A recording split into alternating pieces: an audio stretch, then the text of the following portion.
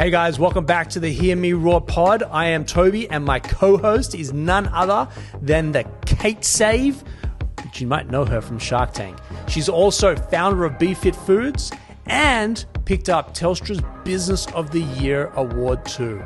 Kate? Well, Tobi, you've got a super impressive CV, 25 years in global commercialisation experience, and you founded Creative Cubes, Australia's leading co-working space and real estate business.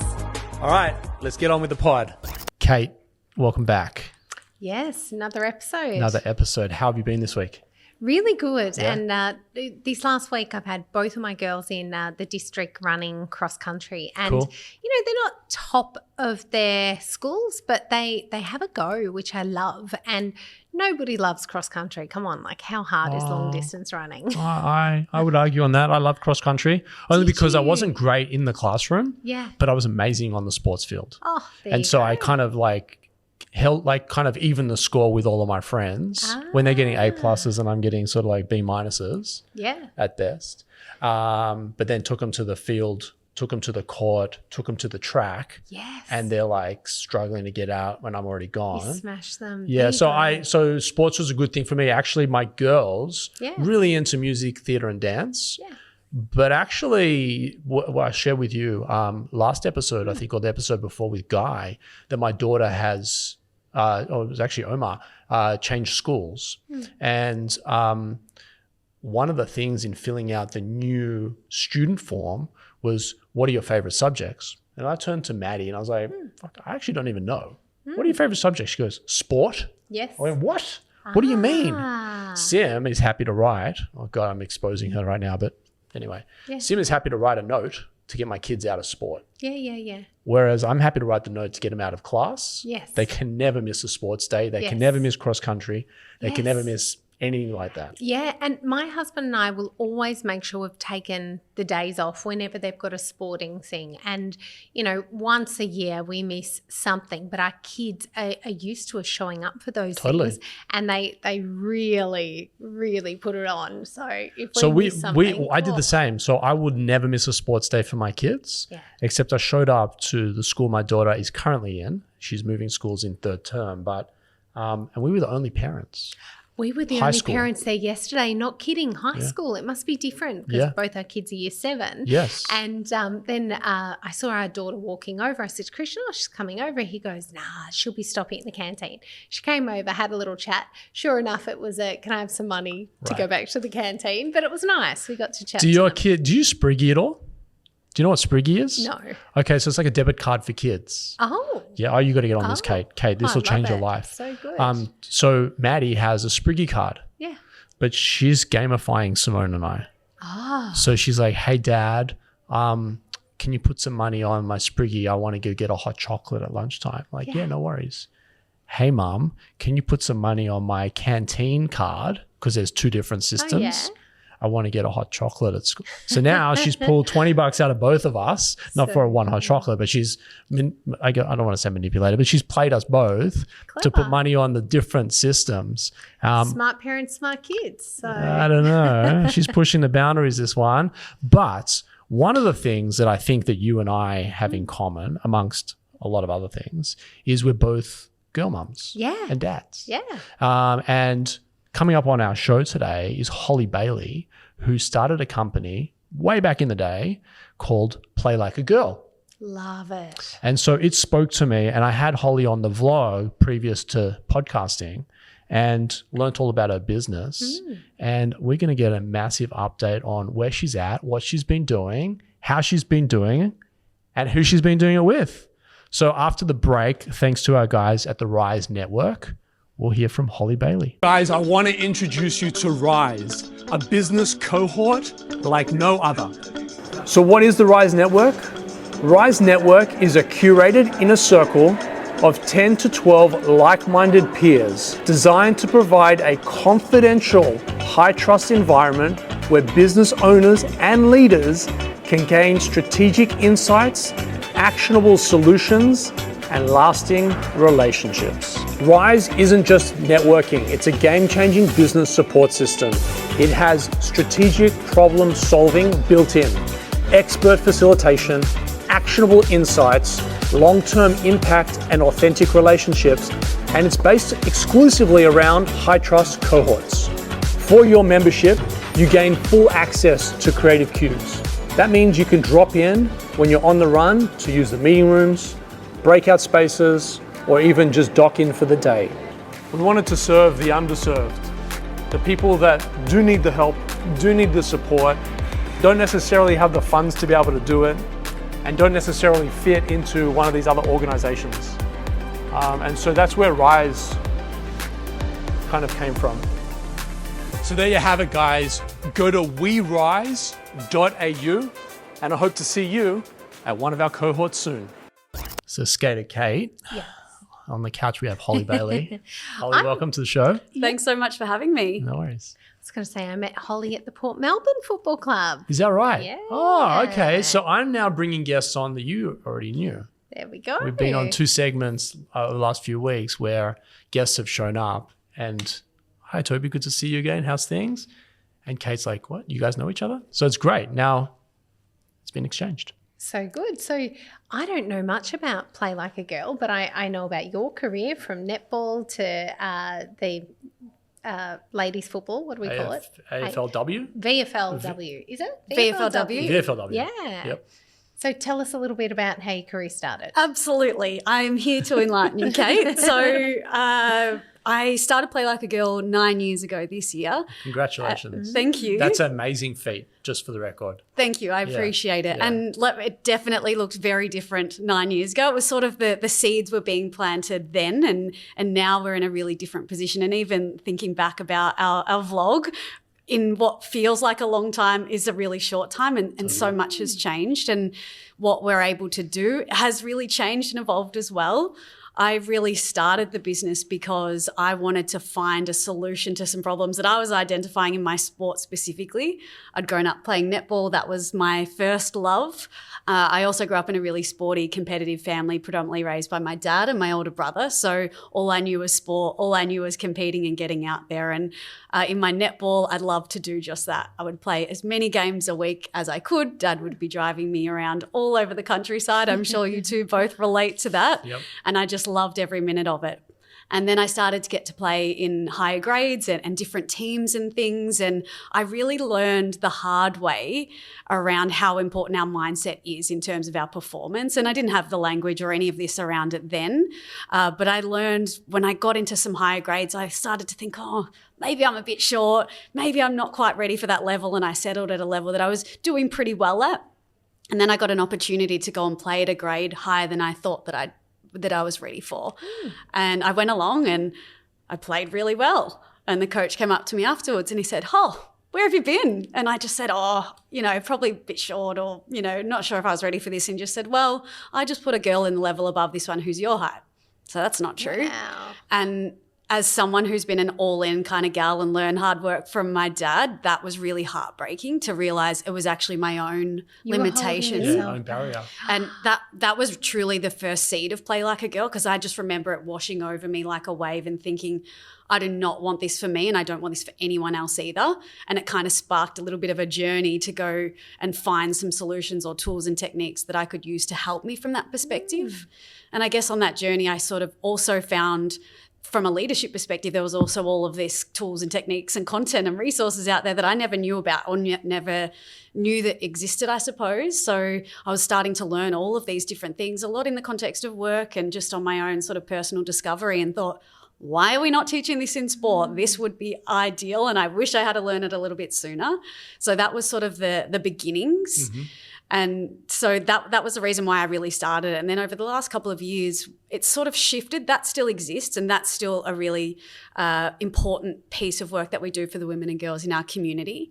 But somewhere along the way, through that self-discovery, I started realizing I am still the boys. Like, I am saying the things that they say. I am acting how they act. I'm competing in the way that they compete. And I love that part of me. But is it all of me? Sure. And the answer is no, it's not. And I sort of wanted to explore some of those other parts of myself, some of that more feminine style leadership, the way to show up in life, be a little bit more expressive, be able to open myself up and not close myself off so much. So there is a sort of a turning point where Play Like a Girl to me became play like a girl again and just sort of allow yourself to be seen and heard, that side that wasn't really allowed to be shown before. And I really love that part of it too. It just gives it a different meaning and evolution as I've grown. And then now where we're at, again, like that all comes with me as part of the journey. But now we've got this huge community right across the country, across all sporting codes of women and girls at all different levels of leadership. Maybe they've just got a desire for it and they're starting, or maybe they've been in it for a while.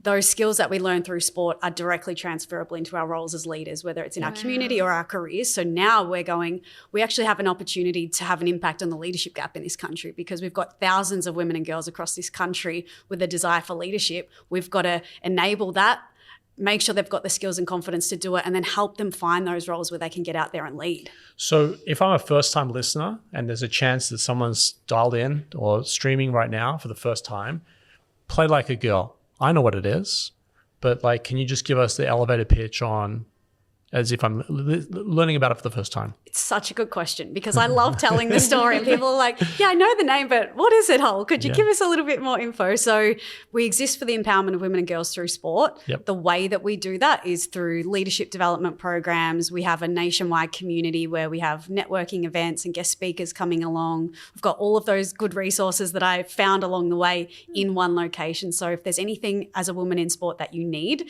our community is where you find that. I'm a professional sports person in any league, and am I thinking about being a leader in my club, or am I thinking about engaging you because my days in said sport is getting shorter and shorter and I need to transition?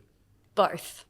So it's really broad. So because we run personal development programs using sport as a vehicle that we teach through, so the case studies that we talk about are women in sport, the leadership examples that we talk about are women, it can really apply to anyone at any different level of leadership. Yep. So we have girls from the age of 15 and then up to the age, or the mature age of 65, I think might be our member who is the most mature, and anything in between. So there might be grassroots footy, it might be on a board at a life-saving association, it could be any role within sport. We all come together because we want to either create great experiences for the next generation coming through, or we feel like we've got things that we can bring to the community to help the others who are coming through. I feel like the penny just dropped for me when you explained that, because the first thing I thought is, so Tobi brings all of these incredible sporting people on the pod. Oh, you brought some people too. And Leper. Predominantly male sporting people though. However, we've got some more female sporting people coming through. And straight away when they're here talking their sport, if I don't know a lot about their sport, all of the things they're talking about in leadership are relevant to business and entrepreneurship. And I think that is so obvious and probably quite well known in the male community. If you've been good at sport, you're probably going to be a good team player and make a good leader and run a good business. But that gap, I haven't seen that has been done for females. I can't think of as many females that have been shining sporting stars that have used those skills to transfer into business and leadership and entrepreneurship. So I'm hopeful that Holly's still around when Alice Kunik shows up. Alice is a WNBL great or to be a great. She played for the Opals. Yeah. She's the MVP. And she's now considering transitioning she's done some sports casting. So she's called the games and been a commentator for the NBL. And so she's transitioning out of professional athlete into something. And we've got an open conversation. We'll talk more about it, but it'd be great to connect you guys, because she might just be a massive ambassador for what you're trying to do, or what you're doing. But she also might bring another dimension to it. So I'm hoping there's a collision here between studios that you get to meet Alice, because I think that would be phenomenal. I just love that the skills our kids are learning at sport. Like our 4 daughters between us love sport, that there's a way that they can harness that and take that as a skill into their career rather than... For me, it's all about that. Yeah. So like I even look at how I run my companies today. Yeah. It's basketball mindset, because as a kid, I was wildly passionate about basketball. I still am, but because I was passionate about it, because I was good at it, I became passionate about it, and I understood that you had to put your team in a position to be able to get the easy shot or get the easy points or get a stop on defense. And so today, like, I don't want to shine a light on Cubes, but like, you know, our offense is run through our sales team. Our defense is run through our happiness team. And our happiness team is about delivering happiness and making sure that we get stops for not giving people a reason to walk out of our doors, right? They're not aggressive in terms of defense, but if we just continue to deliver a phenomenal experience, people just keep coming back. And so for me, it's all about sport. It's the only thing I actually really grasped as a kid that has enabled me to be able to be this entrepreneur that I am, because I'm just thinking about the fundamentals of the sport. I'm not thinking about what said science teacher or English or my math teacher. Shout out to Miss D. She was beautiful. I caught up with her a few months back when I visited my nephews at school, and Miss D came out. She's still teaching all these years later. And it was great to see her. My mum will send her this clip for sure. James, get that as a clip. Shout out to Miss D. You're the best teacher ever.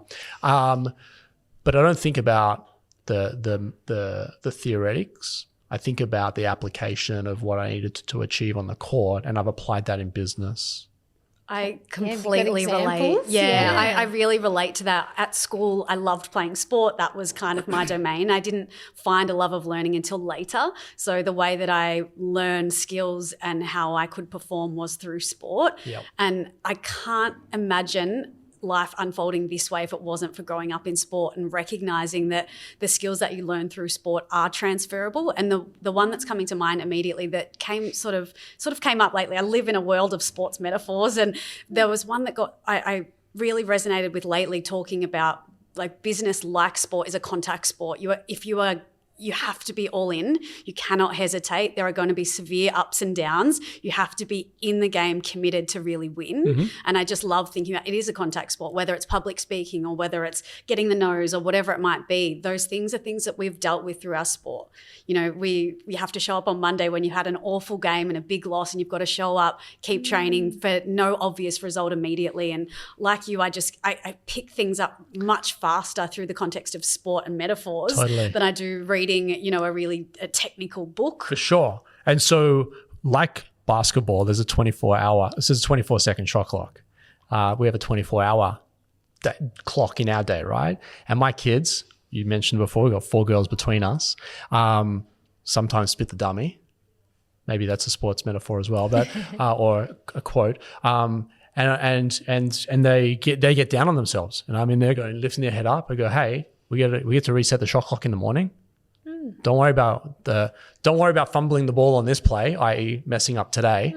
Let's just get back on defense tomorrow and make sure that, you know, we don't lose the game because of one stupid play. Yeah. And I continue to drill my kids with, not drill them, but like reinforce that it's okay to mess up. Just let's make up for it on the next possession, right? Whether that's them losing their minds at each other, you know, and trying to stop them from trying to kill each other at times, to them, you know, acting out to a situation, to a friend, to Simone or myself, you know, hey, you get to make up for it in the next 24 seconds, you know, or the next 24 hours in a real world. So I love it. You know, I don't think I'd be who I am if it wasn't for sport. So I'm all in on that. I totally agree. The main program that we run is called Empowered to Lead. So we want women and girls to come out the back end feeling the most empowered to lead as they ever have before. And the very structure of that program is built on the lessons that I learned through my sport the hard way. Mm-hmm. And as I've shared a little bit of the journey, that it becomes quite obvious when I share it out loud. So module 1's all around mindset. How do we think? How do we perceive ourselves? Because that's really going to matter. What are the tools and techniques we can use to make sure that we stay focused on the right things. So mindset becomes the most important thing to begin with. Then module 2 is, well, what are we focused on? What is it that we're going for? What would success look like for us? What is a win? Because what I learned was I was focused on the things that I couldn't do or wasn't doing well, or why I wasn't up to the scratch, when really I was just focused on the wrong things. So module 2 is, what are we focused on? What is winning? Let's make sure we're focused on that. And then module 3 is, what kind of leader do I need to bring that vision to life? Who do I need to be as a leader for this to eventuate? And what are the skills, tools, techniques that I've got, and what are the things I've learned through my sport that are going to enable this? Then module 4 is around leading others, because growing up in a family like I did. We were very independent, but we can't run a business like that, or we can't lead like that. We need to be able to engage, motivate, inspire people into action. So module 4 is all around that. And module 5 is the grit and empowerment module, which is how do we get out there and play like a girl, because it's going to be hard. So how do we take all of that and get out there and bringing all of those things that we've learned. So that very structure of what I had learned and felt were the most important elements is now what we teach through our programs. And that has been so well received. You know, there's not really anything out there that are teaching off-field development that it's not only for elite athletes, it's for grassroots leaders or players. I was going to ask, so 5 modules, how long do those modules take to absorb? It runs over 6 weeks. Okay. So you get a module each week. Okay. And we're in cohorts now of around 25. When I was first doing it, we were running them in cohorts of 50, which is way too big.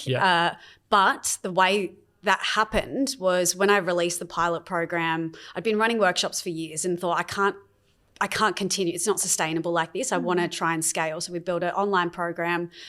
When I released that pilot program, my accountant, who's a player manager for some AFLW girls and some cricketers, he saw the pilot program and said, absolutely love this. I want to sponsor the first 50 girls to do the program, which was crazy. And I had the number 50 written on my mirror for months thinking that would be like the most ridiculous thing to ever happen. And then I got that phone call and thought, okay, wow, like this is so cool. No, just add a 0 to the 50. I know, right? So that's what we're working on. Yeah. So what that meant was I could go to some sporting clubs and to some schools and say, we've got a pilot program that we would like to fill.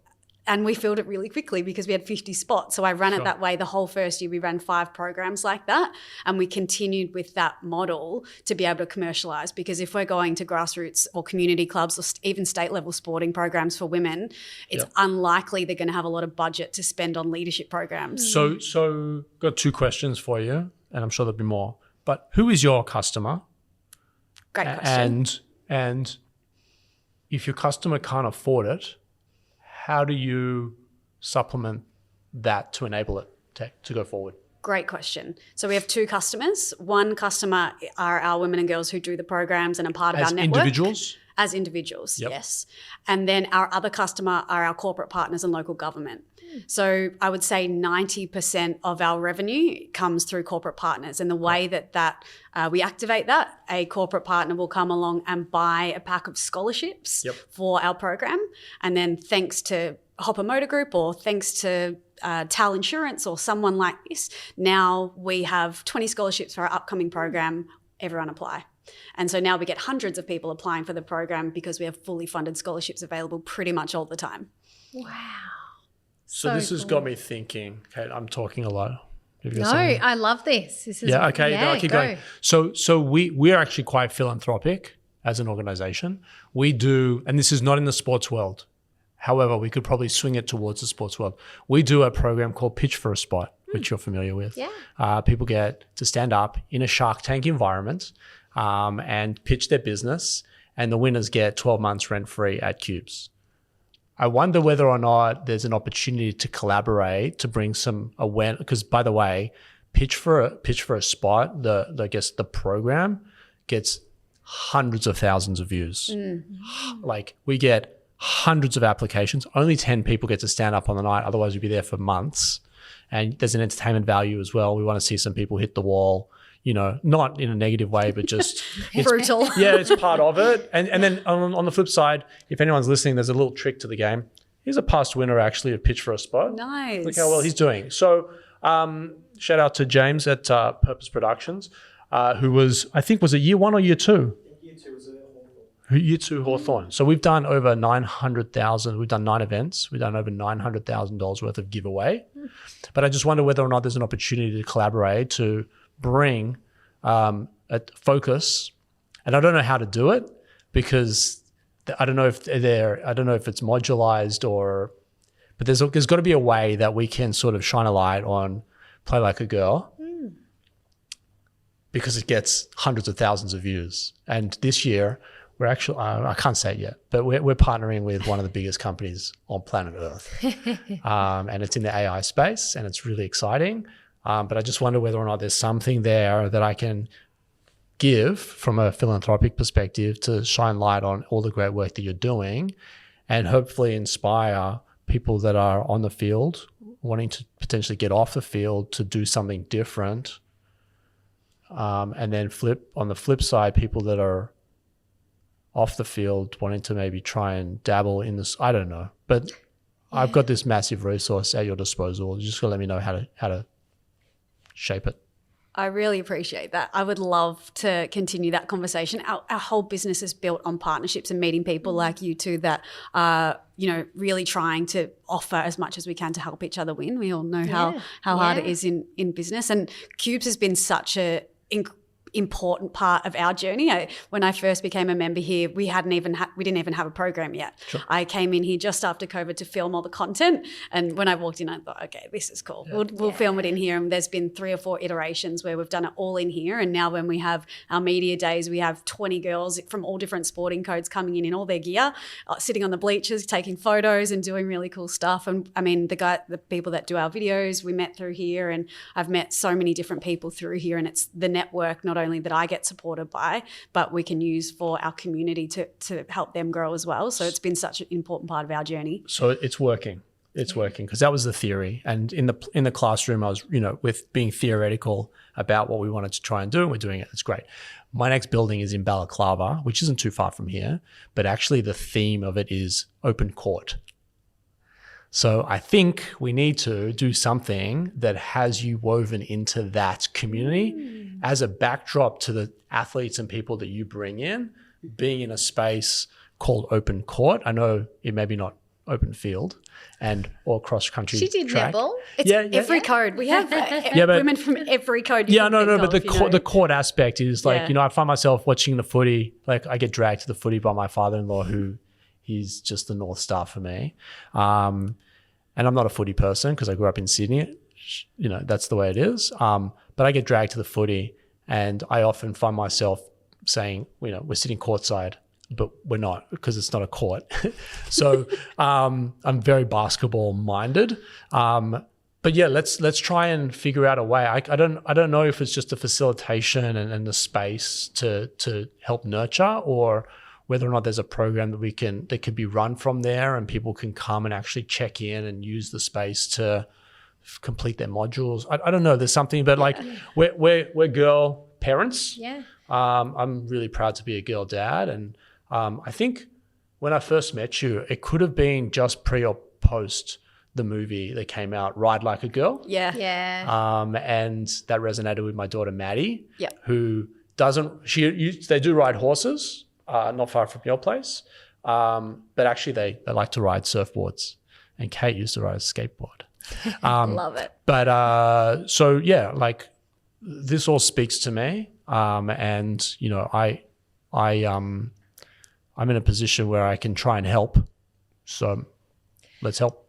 I'm just thinking about, I think it was either module 2 or 3, and where your story about the gap, like thinking, because I'm not tall enough, I can't do this. And I think I listen, the echoes in my mind of, like, Tobi, when you talk about business and what you're good at, you talk about what you're good at. Women and girls talk about what they're not good at. And so when you said you're always lifting your daughters up, it's because we don't talk about what we're good at. We talk about the gaps and not the games, the gaps in the games. That's I was walking Maddie to the train station this morning. She's moving schools, as we've talked about. And she's like, Dad, I'm going to suck up my new school. I'm the best in my current school, but going to this new school that's full of athletes, and this school is known for developing AFL and NBL and all types of players. And she's like, I'm going to suck. So I think you're actually spot on there. She's talking about how she's not going to be great versus actually there's an opportunity to grow and try and be better. And I think that's so empowering, that module itself. And you think back to, you've got your prime example. My example was I was told that I couldn't be CEO because we needed a real CEO. And when I asked what that was, I was told it was a male. For real? For real. Wow. Yeah, not my favorite moment. But that's on them. That's not on you. Like Gav Fernando here, he's head of sales, and we've been through the war together. Like, we went through COVID together. We showed up together every single day to try and resuscitate this business every time Dan opened his mouth and locked us down. Gavin and I were in here the next day, like literally giving it CPR. And he taught me a really valuable lesson, which is, and it's come out here in this conversation, like you've taken that as, oh no, What's but actually it's a poor reflection on the mindset of someone that said that, not on anything else. I get that it's different, but it's. But I totally you feel relate. that? Yeah. And there's one that came to mind. I spoke about it recently where I was working in an organisation doing business development, and I was doing some admin. I wanted to do more business development. I started loving networking, which is not for everyone. So, but at the time, my boss said to me, "Oh, I just don't think you're commercial enough to do that." And I probably wasn't commercial enough because I didn't even know what he meant. But what that competitor in me was like, well, I will show you. I will find out everything that I need to be able to come commercial, to learn what I need to, and went absolutely turbo on it to the point where when I first started working for myself, I was an outsourced business development person. That was literally what I did because I'd gone so hard to prove that actually I do have that skill set. I did an MBA because I was like, is that what a real CEO has? Maybe I'll do that. And just to fill that gap. But I think it is in women's mindset. You talk about your daughters, and I think about myself and my daughters as well. They are always focused on the gap, or we're not going to win the cross country because they're taller than me. Like, there is something with that. They've got longer legs. They're going to go faster. And you're like, no, I was amazing at sport. So, it's this is very truly what my experience. Like I'm a mad journaler, and in the mornings it's a constant practice I mentioned being really diligent around what I'm focused on, because so often it's focused on the not enoughness or the not good enoughness. Yes. And at the same time, all of these great wins are happening. We're getting amazing results for our customers, or where women are having life-changing experiences in our program. Meanwhile, I'm going, but we're not far enough ahead, or we don't have enough money in the bank, or but I could be doing so much more, or I didn't perfect that speaking opportunity. And it's like a constant effort to refocus back on the right things to enable performance, but I think that's really important though. So some of the stuff that like what you're saying on the glass half full, I'm focused on the glass half full. I think that's really, really important for growth. Yeah, or the stuff that you're not doing well, the fact that you're not commercial enough, or what is that? And then you went and developed the muscle for that. And now you're strong in that department. Yeah. But if someone wouldn't have said it, you might have gotten 10 years down the track and someone said that, and you're like, oh shit, like, I don't have those skills now. Yeah, those hits are so important. Yeah, absolutely.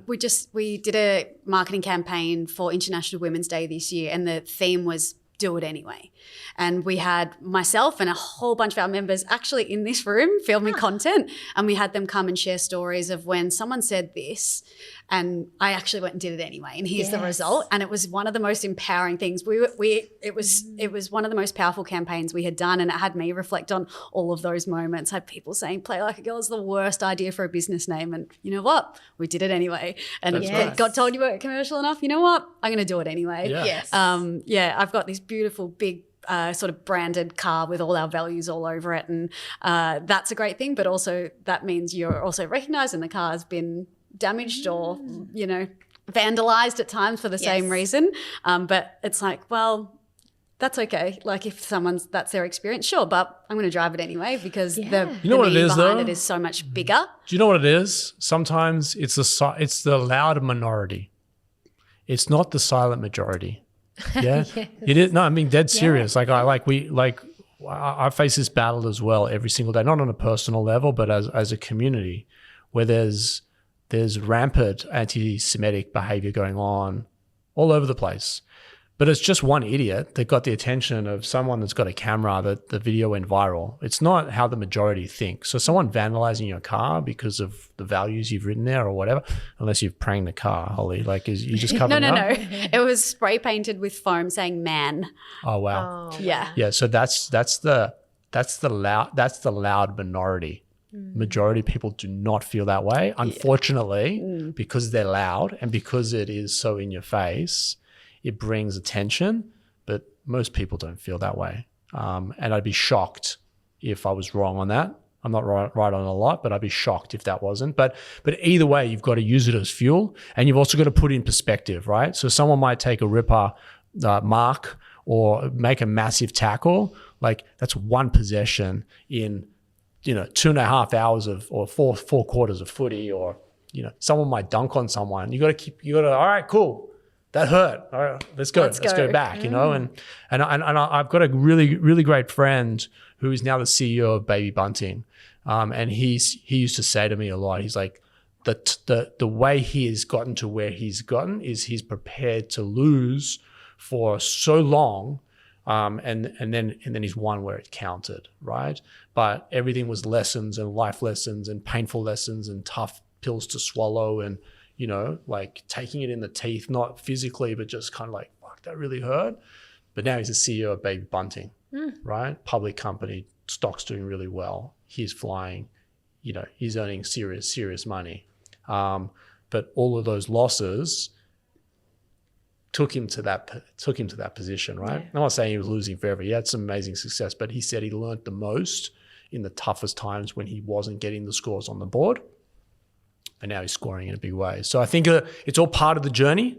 Those hits, I love how you describe, like, taking the hits and that song, I get knocked down, but I get up again. Like that's those sorts of things. Like some people can't get back up. Yeah. Some people, like, I got burnt by the fryer, I'm never cooking again. You know what I mean? Like it's like, shame on you for doing that. But hey, there's a lesson there. Don't do it again. Yeah. Let's keep going, right? It totally fuels the fire now. When things like that happen, or we find things that aren't quite where we want them to be, or I have to learn things the hard way, you're right in what you said before. I might not have got those learnings unless those things happen. But now it goes, this is why we need to have safe environments for women and girls. Or this is why that. And it just fuels this big fire, and sort of, it's money in the bank for me, really, when things like that happen. Yes, it might hurt for a moment, but then it's, what are we doing with it? Let's go.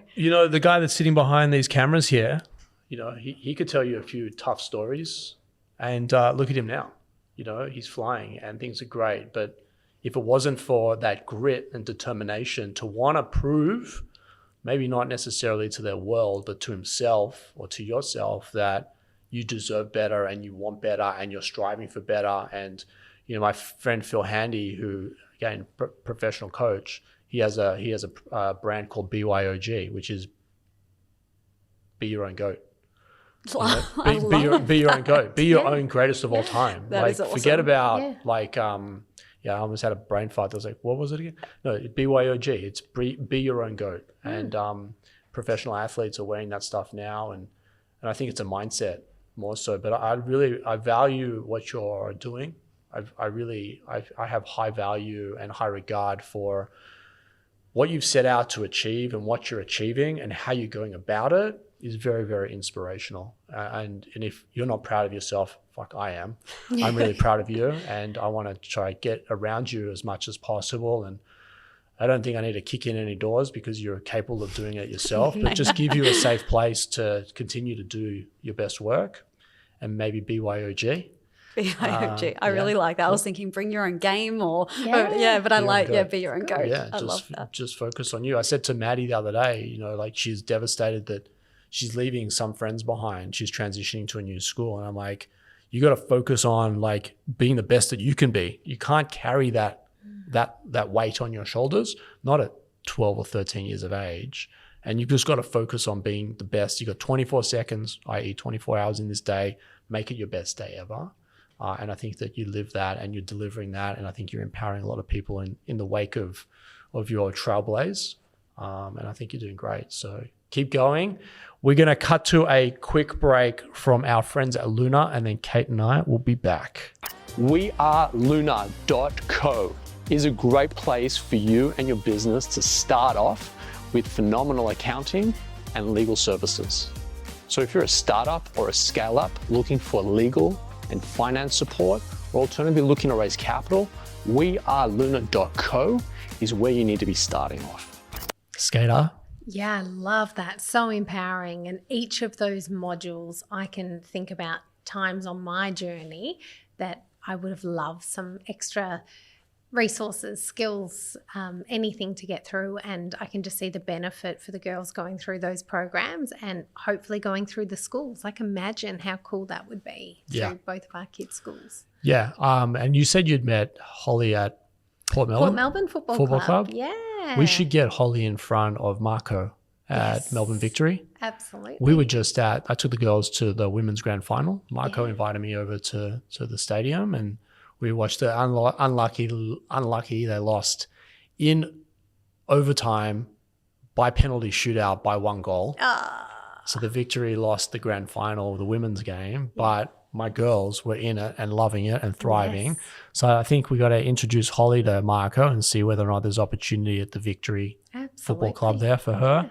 I'm going to try and help her collide with Alice Kunek, because I think Alice could be a huge value add, hopefully. I'm not trying to put words in Alice's or ideas in Alice's head. And then, in terms of like our outreach here on not only on the pod, but at Cubes and broad, like I'm about it just because, I want the world to recognize, I don't want to say the wrong thing here, but gender to me is almost, it's not irrelevant, because I got a lot of black friends that actually I'm black. And I'm like, I'm sorry, I didn't see the color. I just saw you as the person, and they get offended by that because they're proudly black, right? So I don't want to say the wrong thing, but I don't look at color, I don't look at gender, I don't look at race. I just look at good people. Yes. And if you're a CEO doing amazing things and you happen to be black, Asian, white, gay, straight, whatever, I don't care. I personally don't care. And I'm aspiring to help the world break down, dare I say, the barriers that Holly had for herself in saying, you know what, fuck that. I'm good enough. It's individuality, isn't it? Supporting people to be themselves and to be individuals and look at their skill set. Exactly what you said to your daughter.